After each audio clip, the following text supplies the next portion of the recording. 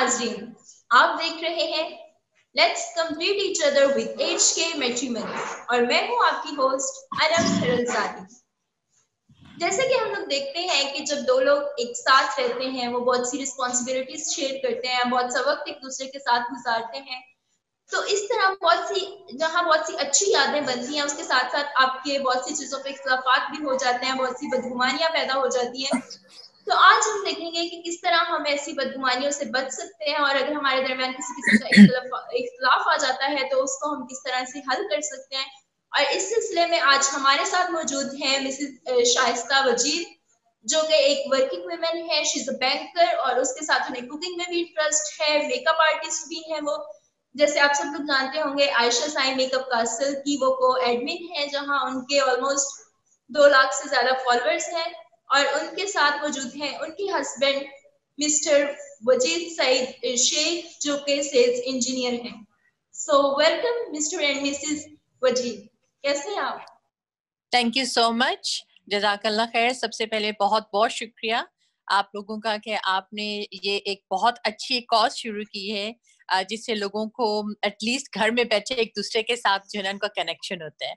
तो अल्हम्दुलिल्लाह बिल्कुल ठीक ठाक। आप सुनाएं, आप कैसी हैं? रमजान करीम सबसे पहले आप लोगों को। अल्लाह का शुक्र है, मैं बिल्कुल ठीक ठाक हूँ। बहुत बहुत शुक्रिया, आपने हमें ज्वाइन किया, अपना कीमती वक्त दिया। तो कब हुई थी आपकी शादी, कितने साल हो गए?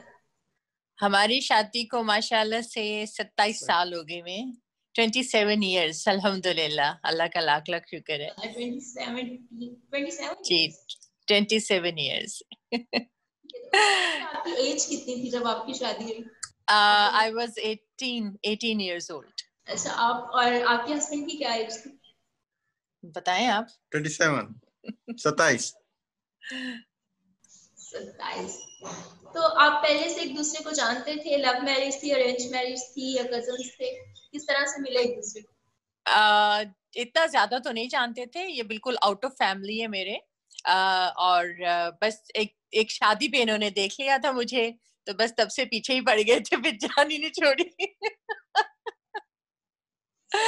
तो उसके बाद फिर ये कुछ अरसा तक हम लोगों की मतलब एक तरह से कह लें 6 months तक का बीच में हम लोगों की रही। ये लव मैरिज ही कह लें आप उसको, बिल्कुल। लेकिन वो 6 महीने का था टाइम और उसके बाद अल्हम्दुलिल्लाह फिर हमारी शादी हो गई थी। चलें, ठीक है। और फिर कैसे आपको अंडरस्टैंड करने में एक दूसरे को कितना टाइम लगा शादी के बाद? आप भी कुछ बोल रहे? कोई टाइम नहीं लगा इसमें, क्या बस अंडरस्टैंडिंग है। ये तो एक मींस म्यूचुअल अंडरस्टैंडिंग है, अपने एक दूसरे को समझ लें और इसमें कुछ ज्यादा वक्त नहीं लगता इंसान को समझने में। आई डोंट थिंक वो 2-4 दफा मुलाकात हो इंसान एक दूसरे को समझ सकता है और फिर उसके बाद खुद से उसको ढालना है। कुछ लो कुछ दो, मींस ऐसे ही है। फिर समझने में कुछ खास टाइम नहीं लगता और उसके बाद ये खुद आपने अपने खुद को मैनेज करना है अपनी लाइफ। तो अल्हम्दुलिल्लाह हाँ, बहुत अच्छी वैसे बात है। अल्हम्दुलिल्लाह अल्लाह का शुक्र है कि हमें वैसे कभी टाइम नहीं लगा हमें बिल्कुल भी एक दूसरे को समझने में। हमारी शुरू से ही बॉन्डिंग बहुत अच्छी थी और अल्लाह का लाख लाख शुक्र है कि कभी हमें वो फेस करना पड़ा कि जिसमें हमें एक दूसरे को समझने के लिए कुछ टाइम लगता। चलिए, ये तो बहुत अच्छी बात है। लेकिन शाइस्ता, जैसे आप वर्किंग वुमेन है, आप बैंकर हैं, तो बहुत ज्यादा रिस्पॉन्सिबिलिटीज होंगी आप पे काम की भी, और उसके अलावा माशाल्लाह आपके 3 बच्चे भी हैं। तो किस तरह से मैंने, अभी तो चलो शादियां हो गई, एक की शादी हो गई, तो पहले जब वो छोटे थे तो किस तरह मैनेज करती थी आप घर को भी और ऑफिस को भी? मैं बैंकर होने से पहले जब मेरे बच्चे छोटे थे तो उस वक्त उससे पहले मैं अबू धाबी एयरपोर्ट पे काम करती थी। ऑलमोस्ट तकरीबन मैं 2004 में हम लोग यहाँ आए थे, है ना? 2004 में हम लोग यूएई में शिफ्ट हुए थे, move. And then I have started my career. सबसे पहले टीचिंग से शुरू किया था क्योंकि मैं पाकिस्तान में भी सदीक पब्लिक में टीचर थी। बट वो कुछ ज्यादा अरसा नहीं, कुछ 3-4 महीने किया था। Then I have joined the airport, Abu Dhabi airport join कर लिया था। उस वक्त मेरे बच्चे छोटे थे। यस, हम कह सकते हैं कि थोड़ा सा मुझे डिफिकल्टी होती थी इन द बिगिनिंग, लेकिन अल्लाह का लाख लाख शुक्र है कि मेरे बच्चे जो हैं वो उनकी बेस मैंने इतनी अच्छी बनाई हुई थी कि मुझे उनको ज्यादा उनके ऊपर मेहनत नहीं करनी पड़ी। एक रूटीन थी, एक बेस बनी हुई थी, तो माशाल्लाह से वो खुद ही उन्होंने अपने आप को बहुत अच्छे तरीके से कैरी किया और अल्हम्दुलिल्लाह आउटस्टैंडिंग बच्चे थे माशाल्लाह से, पोजीशन होल्डर थे मेरे बच्चे। तो अल्लाह का लाख लाख शुक्र है, मुझे कितना ज्यादा मतलब हुआ नहीं, कभी प्रॉब्लम नहीं फेस हुई। जब बच्चे छोटे थे उसके बाद जब वो बड़े हो गए तो तब आपने अपना कैरियर स्टार्ट किया? मेरी जो सबसे छोटी बेटी थी, जब वो स्कूल उसने ज्वाइन किया, उस वक्त मैंने अपनी जॉब स्टार्ट की थी। मेरे बाकी बच्चे जब घर में थे, मतलब बहुत छोटे थे, जब स्कूलिंग जा रहे थे, जब तक मेरी छोटी बेटी ने स्कूल ज्वाइन नहीं किया, मैंने उस वक्त तक अपना कैरियर स्टार्ट नहीं किया था। तो आपको ये मेकअप वगैरह का शौक कब हुआ? मेकअप का शौक तो काफी अच्छा हाँ मेकअप किया जी, होता है। जी। मेकअप का शौक बस एक वो कहते हैं ना, जैसे बिल्ट इन एबिलिटी होती है, वो है मेरे अंदर। और मुझे शुरू से ही बहुत अच्छा खुद को ग्रूम करना, और सबसे ज्यादा इसमें मेरे हस्बैंड का हाथ है, क्योंकि ये हमेशा चाहते थे कि मैं हमेशा जो है ना अपने आप को सेट रखूं और तैयार रहूं। जैसे होता है ना कि बाज मर्दों को फर्क नहीं पड़ता कि आपकी बीवी जो है ना वो अगर नहीं तैयार है या कुछ है तो नहीं, इनको बस ये बहुत ज्यादा फील होता था। स्पेशली कि जैसे वो बात है कि अगर मैं पार्लर नहीं जाती या कुछ होता तो मुझे कहते थे, अच्छा क्यों, क्या हुआ, पैसे खत्म हो गए हैं?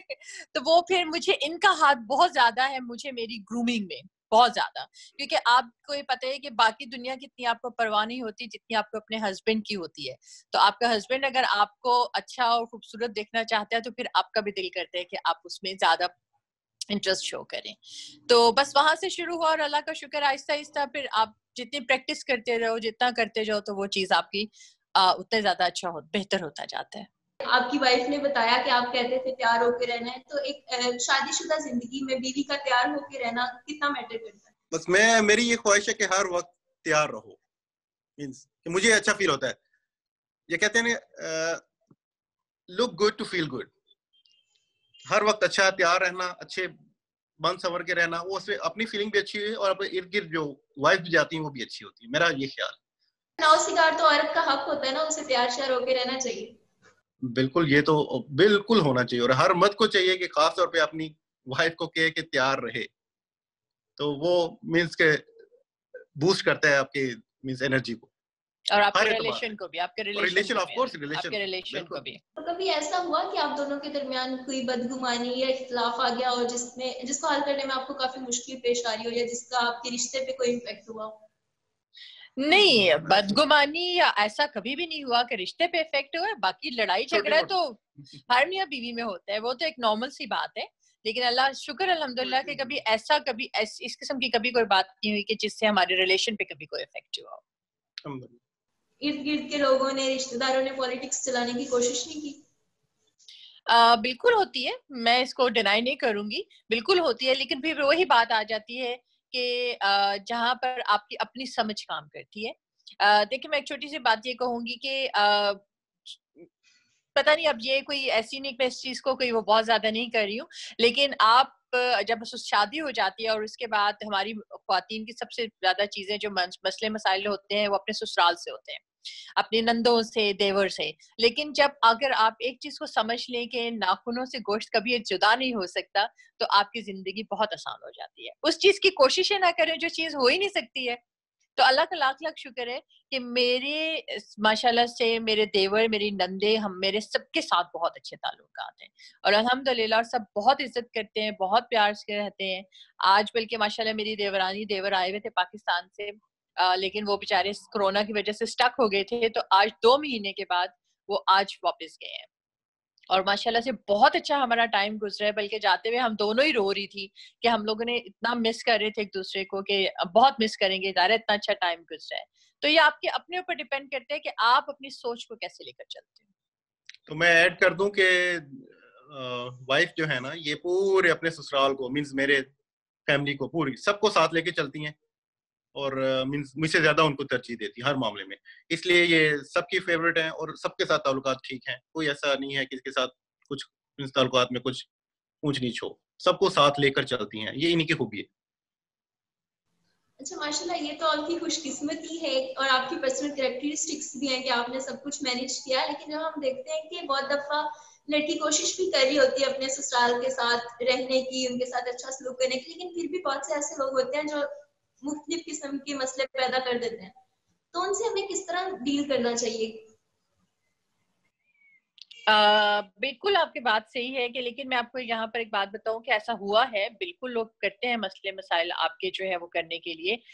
मैं यहाँ पर एक चीज उन हस्बैंड्स को बोलूंगी कि वो अगर देखें रिश्ते को जो है ना बैलेंस करना होता है अपने, हम स्पेशली अपने घर में अपने वाइफ के साथ भी और अपनी मदर के साथ भी, ठीक है।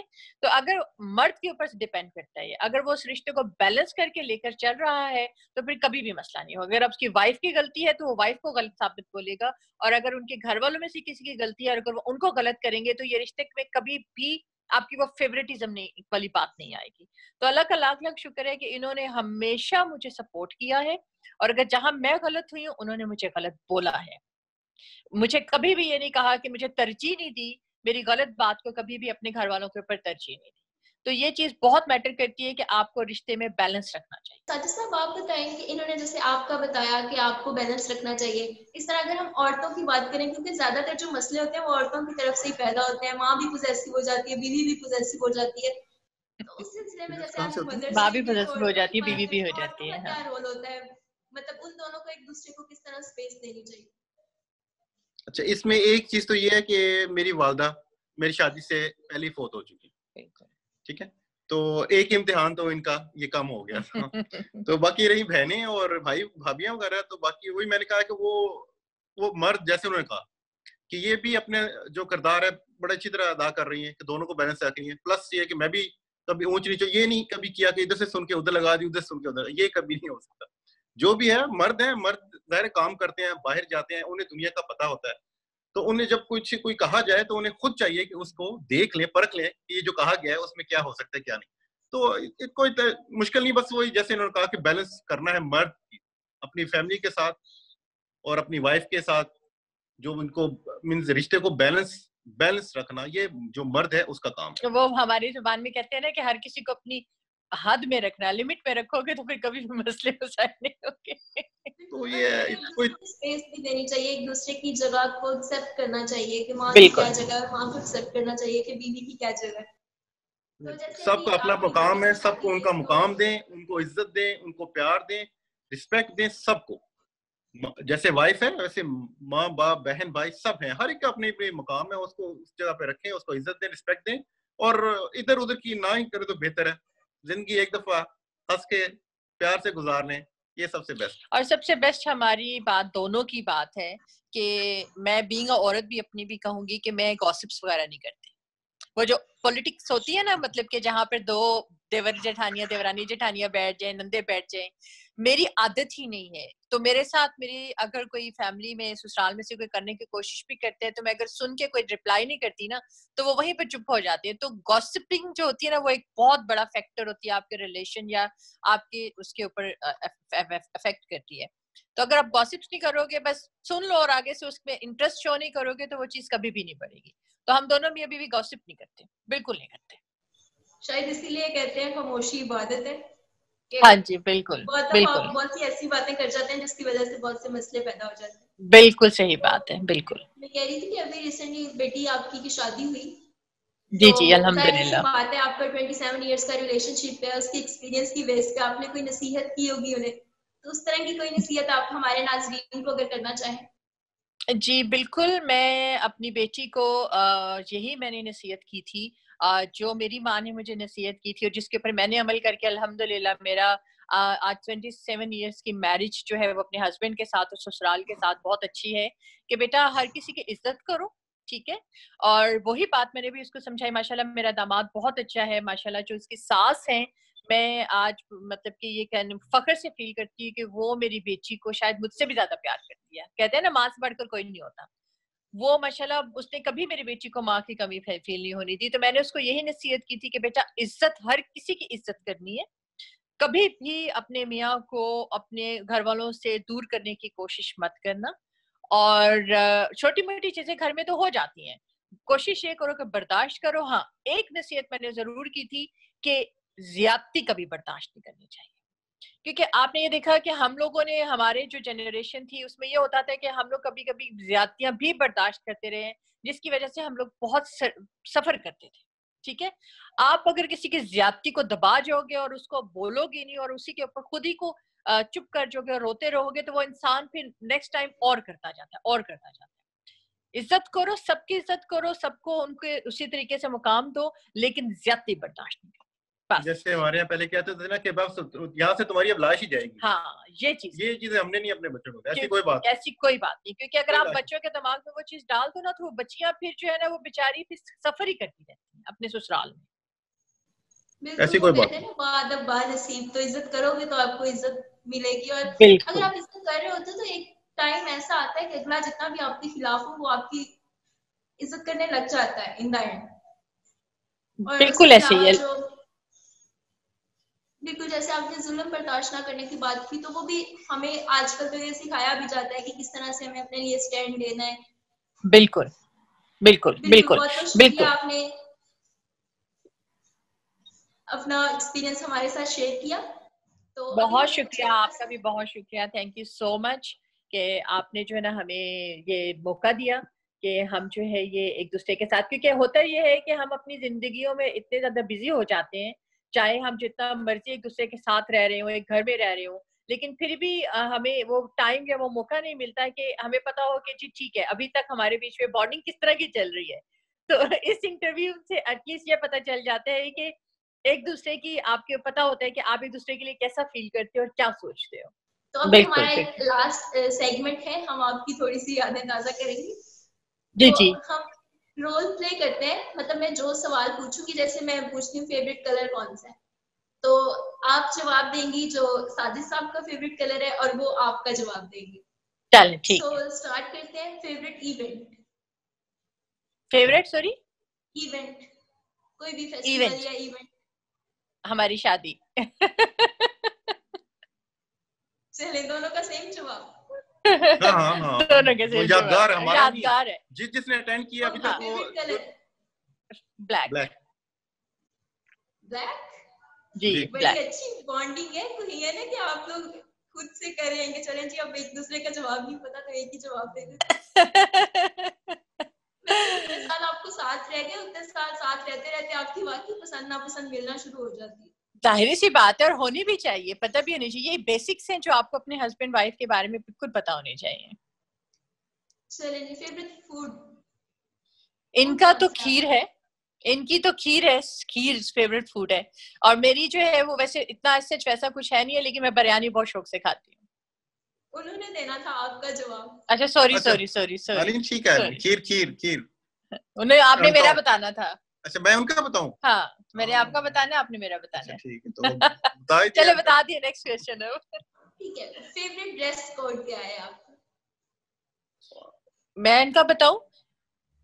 अच्छा ठीक है, ड्रेस कलर या ड्रेस कोड? शूटिंग बहुत पसंद है इनको। सबसे ज्यादा कंफर्टेबल होते हैं शूटिंग में बहुत, मतलब इनको बहुत अच्छा रहता है अपने आप को ड्रेस करना, और ड्रेस फॉर्मल इनको बहुत पसंद है, फॉर्मल। ठीक है। और इनके ये शलवार में जो नए डिजाइन रोज नए आते हैं, शलवार सूट जो यही जो डिजाइनर्स जो है, शलवार सूट जो नए से नए आते हैं ना, बस वही है कि जो भी नया आया वो उठा लो। सही। चलें जी, लास्ट वन, आपकी हॉबी?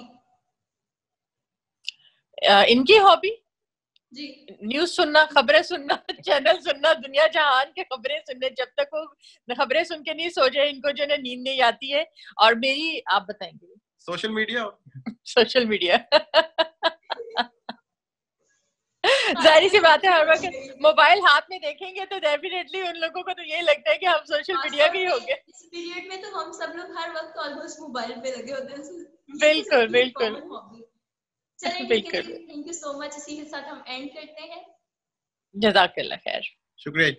जी, तो नाज़रीन, जैसे आज हमने बहुत प्यारी प्यारी बातें की प्यारे प्यारे लोगों के साथ, और इन्होंने आपको बताया कि आप अपने इख्तिलाफात और अपनी बदगुमानियां इनसे कैसे बच सकते हैं और उनका हल कैसे तलाश कर सकते हैं। आपको अपने ससुराल में हर इंसान की इज्जत करनी है, प्यार मोहब्बत से रहना है, और अगर आप पे जुल्म या जो भी ज्यादती हो रही है वो हद से ज्यादा हो रही है, तो आपको अपने लिए किस तरह से स्टैंड लेना है।